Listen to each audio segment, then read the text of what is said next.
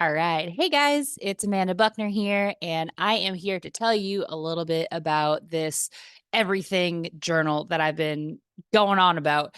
And I think it's really cool. Like I say as I'm like the person that designed it, right? But what it originated as is a place for people with scattered brains that like you can't see it, but there's so many papers on my wall, mostly to help me keep organized.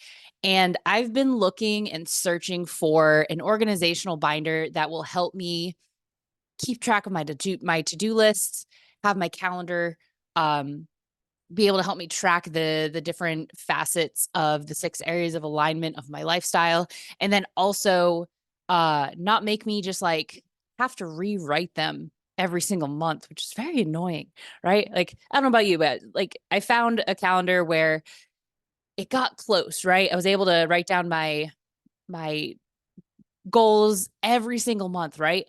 But that was the thing, is I had to write them down every single month, and it really kind of disjointed the feeling of progress that I was making on some of these areas. So what I want to do is I'm going to show you a little bit about this everything journal. I'll talk about where it came from, and then we'll go from there. So let's see. Before I open this up, let's talk about where the everything journal came from. So if you don't know me, I am a national level kickboxer and Muay Thai fighter. I fight in more of the amateur circuit. And every 6 to 8 weeks, there's a fight camp, right? So this fight camp goes anywhere from 6 weeks to 12 weeks, depending on the scale and the skill level needed to develop to go into your next fight. And so during these fight camps, what you do is you consistently work on your fitness, you work on improving your strategy in order to go into the cage or the ring against an opponent. And this is going to be different every single time. Like a tournament is going to be different than going in against one person, one fighter. And I've done both, and they both have their pros and cons. But fight camps are specifically designed to improve your fight IQ, make sure that you're more physically fit than you were at the beginning of the fight camp, have you focus on your nutrition as well as focus on your sleep and your recovery. And I thought it was really cool because every single time I go into fight camp, I'm like, man, I feel awesome. This is great. How can I get this to work for everything else that's happening, right? Because I get out of fight camp, the fight's over, and I get super depressed. And I'm like, what's happening, right? I realized that I was getting this slump after fights, win or lose, because I didn't have the rest of the areas of alignment covered. Fight camps covered fitness, nutrition, and recovery, right? They didn't cover faith. They didn't cover, my spirituality or financials or networking or my mindset or me, having to deal with my family, right? It didn't cover these other aspects that have a very large influence on your behaviors and how you carry yourself and your how you feel you have a purpose in life. And so designing this everything journal really helped with one, covering all of those, right? Seeing where you're at now, where you are currently, and then that way we can make a plan moving forward. And that's what our 6 month coaching program is going to go into. And they don't have to go together, right? In the 6 month coaching program, we are going to use the everything journal, and we are going to break it down a little bit more of, you know, fears and how to get over them and different types of things like that. But you can totally use this journal like without the coaching. So let's dive into this. I'm going to show you a little bit of the chapters, and then we'll go from there. So this is the fitness, mindfulness, everything journal for enthusiastic people such as yourself and me. And I just really like this little cat. It was like the best. Like I was like, yes, I have to have this cat as the logo for this thing. It's like the best. Okay. So what's in this book? We're going to talk about something called code switching, also known as compartmentalization, but we're going to talk about it in a little bit of a different way than you're probably used to. So this is going to be talking about code switching or compartmentalizing for tasks as well as for emotions, right?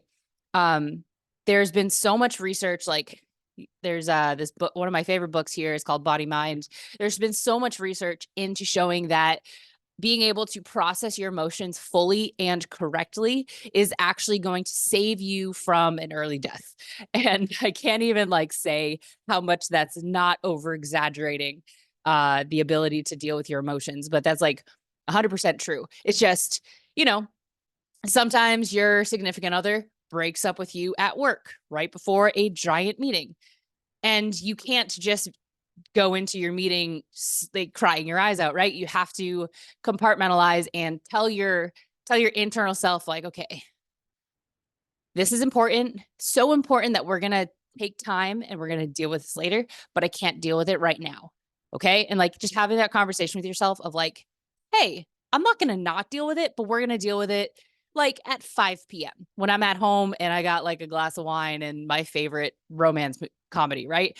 um Telling yourself when you're going to be able to decompress something like that, especially if it's a bigger issue like death in the family, life changes, loss of a job, illness, like anything like that, it's going to be really helpful to tell yourself, hey, we don't have to deal with it right now, we will deal with it, just not today, like at this time, because we have other things we have to do.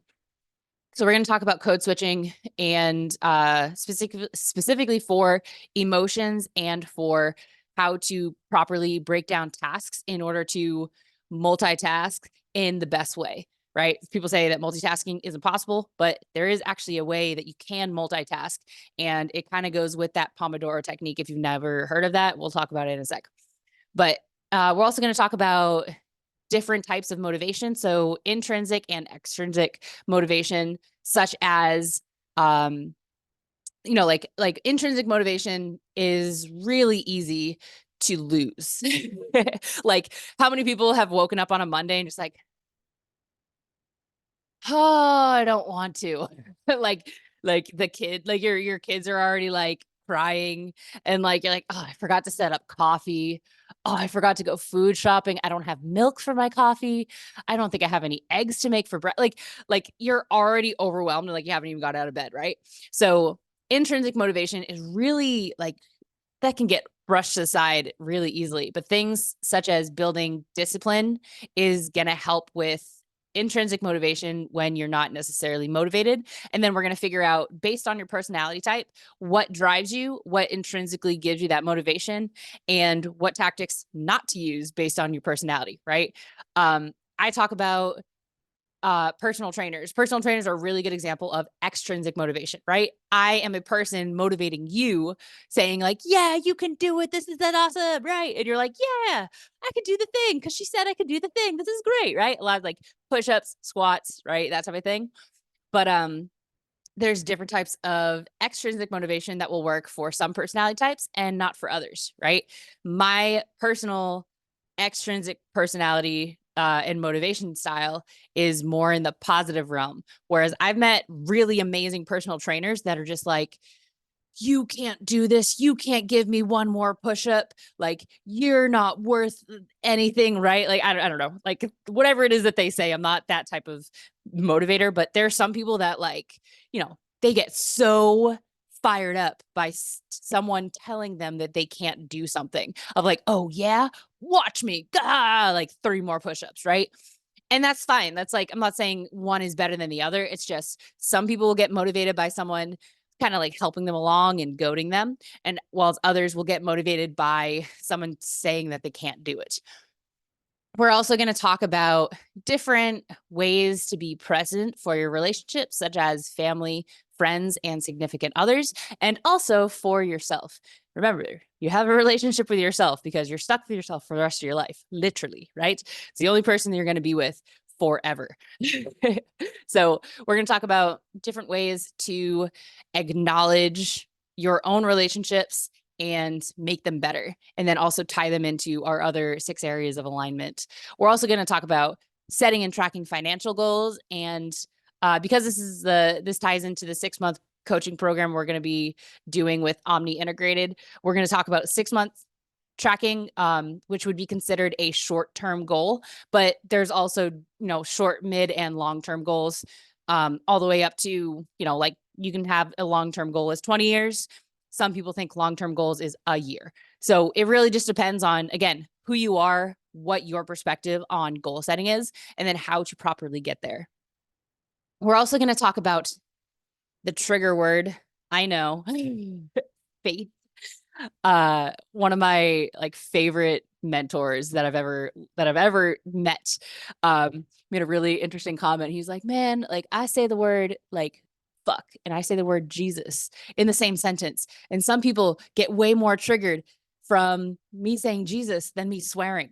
So like I don't know what part of the world we're in right now, but it's just very interesting that like people will shun you and like close their ears and close their minds if you ever mention anything about faith, anything about religion, right? I personally have not really been a religious person my entire life, and it's only been recently that I've been able to take my own faith of what I believe is true and use my spirituality to help guide me to where I think I should be. Like I have a purpose in life, and I feel like my purpose in life is helping others, and that is pretty much where I find my faith. Some people put their faith in a higher power of, I'm going to do everything for, God or whatever it is that you want to call it, but it doesn't have to be a label, right? You don't have to like, I'm not going to sit here and be like, you have to be like subscribe to this like Christianity or like Islam or Buddhism, like whatever it is, right? You don't have to subscribe to anything. All you need to do, all we're going to talk about here is finding the thing that drives you, right? Some people have a large amount of faith in science, right? Science is their God, right? God is their God for Christianity, right? And it doesn't really matter the word that you put to it. You just need to know that there's something higher than you that is driving you to your higher calling. So your purpose in life, right? And just knowing that and having that internal motivation is really going to help set you apart from where you are now and then help you get to that next level.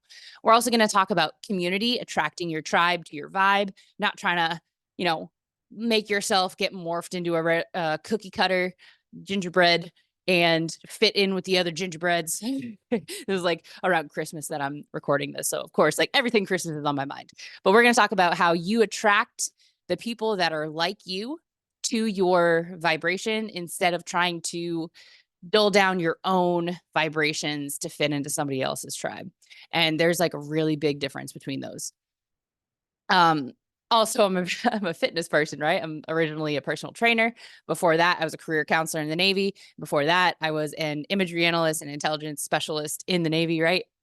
But we're going to talk a little bit about fitness because fitness, I think, is 100% the easiest thing that you can do to take care of yourself. Nutrition, it's a little bit harder. You have to be a little bit smarter of the foods that you're eating, and you got to, be a little bit more self-disciplined to say no to certain foods, especially when you're hungry or like going through different hormonal changes. It's the time of the month, whatever, right? But fitness, all you got to do is just like get up and do it. That's the easiest part of life. It's just getting up and doing the thing, right? You don't have to think about it, right? Especially if you have a personal trainer telling you to do the fitness thing, right? So we're going to talk about fitness, and then also I added in some coloring and doodling pages because our brains actually think way better and more creatively when we have pen to paper, right? Like not typing on a computer. This doesn't do the same thing as just putting a pen, like drawing, doodling. Like it doesn't even have to be good. It doesn't even have to be perfect. Just doing that act is going to help like kind of kickstart your brain. We're also going to talk about how to improve your quality of sleep.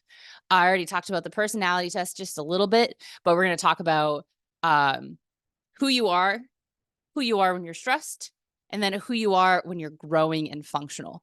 We're also going to talk about how to build motivation, how to deconstruct our stress and anxiety, how to properly go through weight loss or strength gaining, because you can't do both at the same time. If anyone ever tells you that you can gain strength and lose weight at the same time, they're lying to you.